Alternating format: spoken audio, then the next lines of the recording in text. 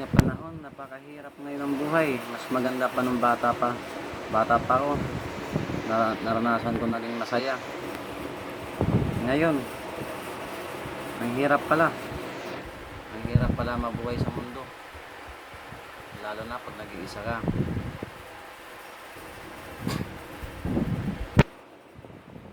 Dati, ang peso, nabibili mo agad. Tinapay, anong klase yung mga chicheria. Ngayon, piso hindi na mabibili. Pag wala kang ngayon trabaho, wala kang makakain. Kahit nga awat, gaano kalayo ang pinapasukan ko. Minsan, nalilate ako. Malaking bagay yung late sa akin, kinakaltas din yun. 30 yata yung per minuto.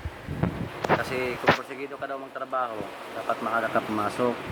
Hindi na patakaran, pero hindi nila alam ang mga traffic sa kalsada, hindi natin maiiwasan.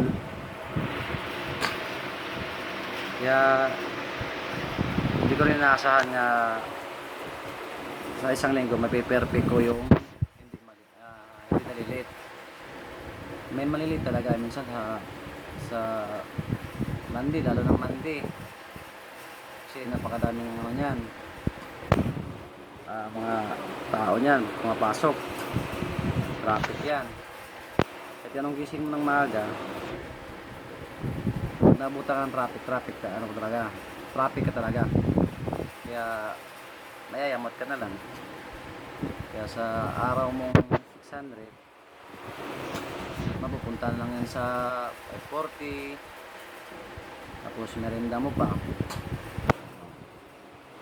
baon mo pa, kanin, ulam.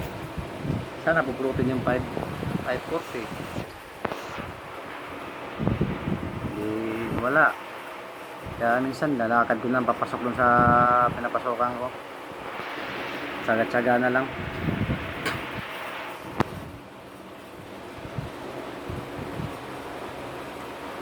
Tayong magawa, wala naman tayong service, lakad lang.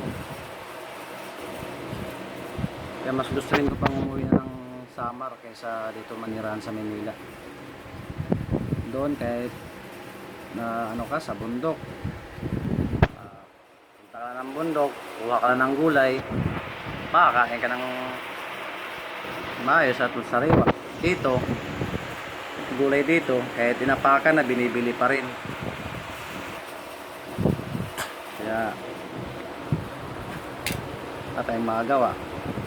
Kailangan bilhin natin para makain natin.